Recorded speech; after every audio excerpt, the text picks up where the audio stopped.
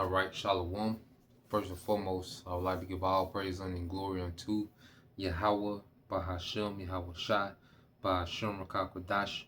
Double honors to the apostles and the elders of GMS who rule well, teach well, being great examples to his younger brothers. And peace and blessings and salutations to the hopeful lake out there pushing his word and truth and in sincerity across the four winds.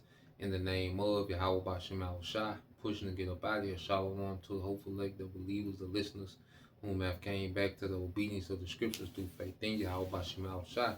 All right, and what I want to get into, okay, today is dealing with follow after peace.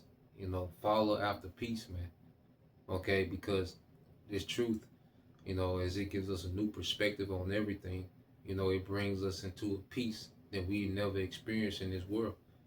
Okay, because as we learn, that there's, all right, a kingdom beyond this, reality that we've been cultivated in, okay, and it's in righteousness, and it's for us, that establishes a peace in us, that this world can't offer, okay, and as we follow after right living, peace grows in our life, peace grows in our situation, when we overcome, the lust of this world, which we in the flesh, so, you still have your moments, all right, but we're dominating the flesh. The flesh is not dictating how we move, okay? And as we start to mature in the spirit, it creates a peace. And once you feel that peace, you don't want nothing to interrupt that, man. And there's no going back. That's why, Lord willing, because we know that it's up to the Lord. All right, and that's how we know that the Lord has to put a bugged out spirit on someone to go back into the madness of this world, to still be enchanted and drawn to the madness and the chaos and the confusion of this world, the death of this world. Okay, and I was reading this in the book of First Peter chapter 3, which this inspired the lesson. First Peter chapter 3, verse 8, it said, "Finally, be ye all of one mind, having compassion one of another, love as brethren, be pitiful, be courteous, man." And this scripture, this truth, teaches us another level of humility. Some men, some brothers are naturally, humble, more conservative. And even, with that, it's always another level, to anything that we were in the world. You might have certain qualities that was, that was upright in the world, but the truth enhances these things, man. So even humility, enhances, man, to someone that's already humble, and humility makes it very easy for unity, man. Humility makes it extremely easy to dwell in unity and to be productive and progressive, man. With humility, all right, you can get a lot of things done as a group with humility, man. And that's why humility is a major part of this ministry, man. Okay? Pride has no room, because we're here because of the mercy of Yahweh Bashem Al Shah. This is a privilege to be here. Okay? And that spirit of entitlement that comes from the world, that's a hard spirit to try to build with, to try to collab with, and that's why there's no room for it in the truth.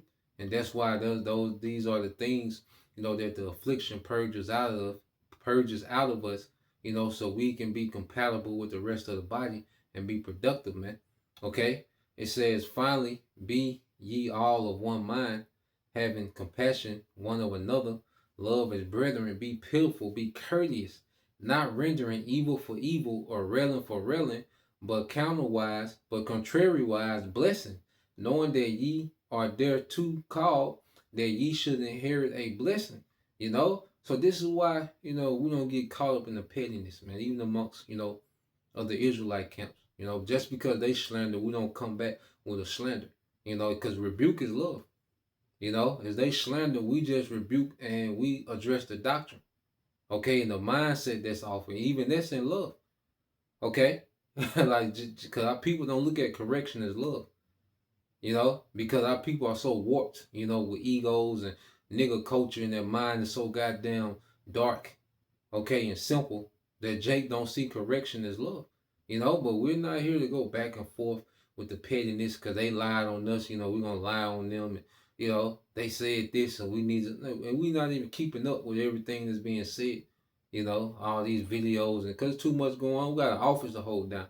Okay, we address things as they come up in the spirit, but we have offices to hold down, man. Okay, in the spirit, man. Okay, and at the end of the day, you know, we want to be blameless in the eyes of Yahweh Bashim Al Shai when judgment hits, man. Okay, now reading on, it says, "For he that will love life and see good days, let him refrain his tongue from evil and his lip that they speak no guile," man. Okay, so that goes back into sowing in righteousness, man, as we went into the other day, man. We're here to sow in righteousness, man. So we can reap in righteousness, man. Okay, we don't want to teach false doctrine, man. Okay, that's sowing in wickedness, man. We don't want to slander. That's sowing in wickedness, man. We don't want to be, all right, this great guru Hebrew on camera, but a nigga in the world, man. Okay, a damn hypocrite, man. We don't want to be those things, man.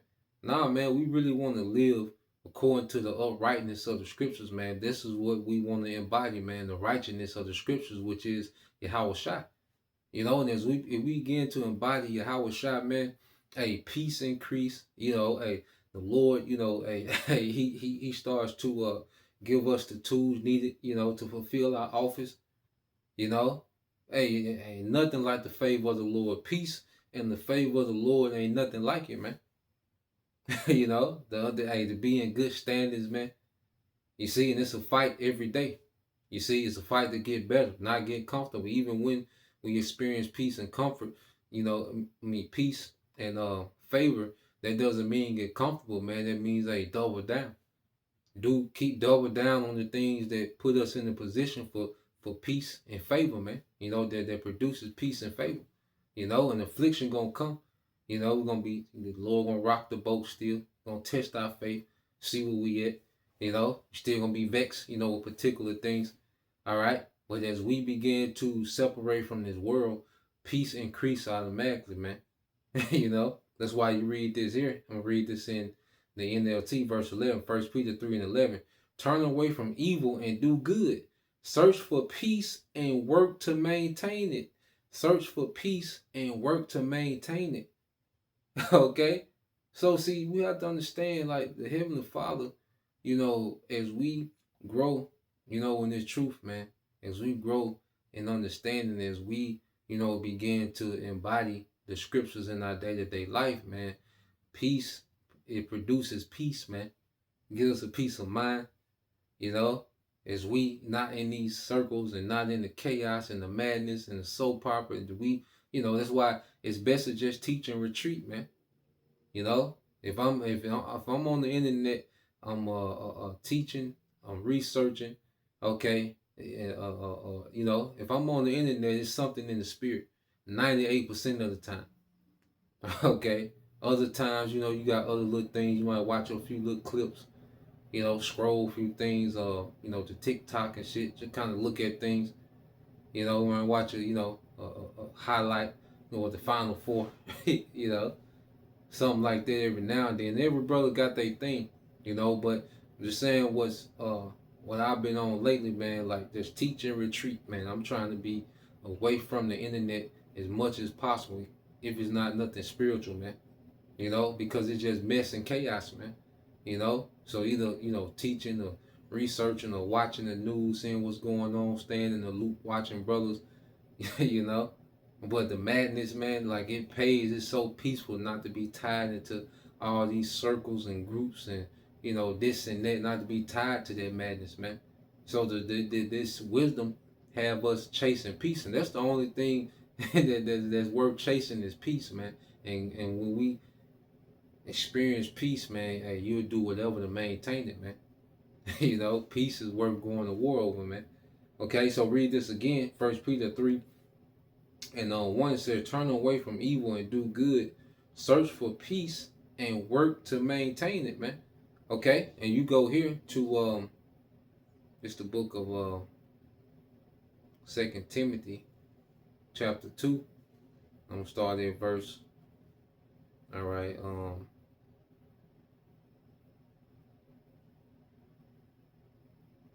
I started started at 19, 2 Timothy 2 and 19. But the Most High truth stands firm like a foundation stone with this inscription. The Lord knows those who are his, and all who belong to the Lord must turn away from evil, man. And the Lord knows who's his, man. And this is why the Lord, he be hands on with his, man. That's why we don't have as much rope as everyone else. We get the, stumbling out the way. Hey, we get a few knots. All right. The Lord intervene. Okay. And we got to respect that, because a lot of the Lord had them on their short rope and they got frustrated, and they yanked on their rope. Okay. Until, hey, they was just out there. The Lord let them have it, man. Just for my little short time, seeing that happen a few times, Jake yank on their rope.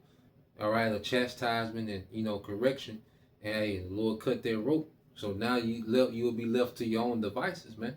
But the Lord knows who are his, man, and he keeps them in straight. And then as we mature, just like as a child, you don't understand the chastening of the parent as a child fully.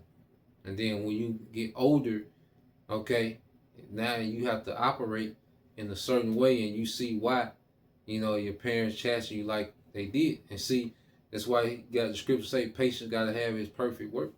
And as we grow and mature, we see why the Lord kept us from particular things. Why, he kept us in so tight.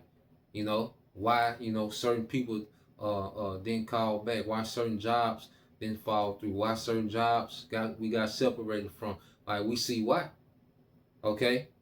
Certain things we could have been in this world that the Lord kept us from, because the Lord knows who are his, man, and the Lord is directing the path, okay, of his elect, man. Okay? And as we understand these things, man, hey, we should really, home into, all right, the purpose. And now we gotta operate like the elect. We pray that we are the elect, man, but every day we have to operate like we are of the elect, man. Hey, that's the only thing worth fighting for, man. And there's peace with that, man.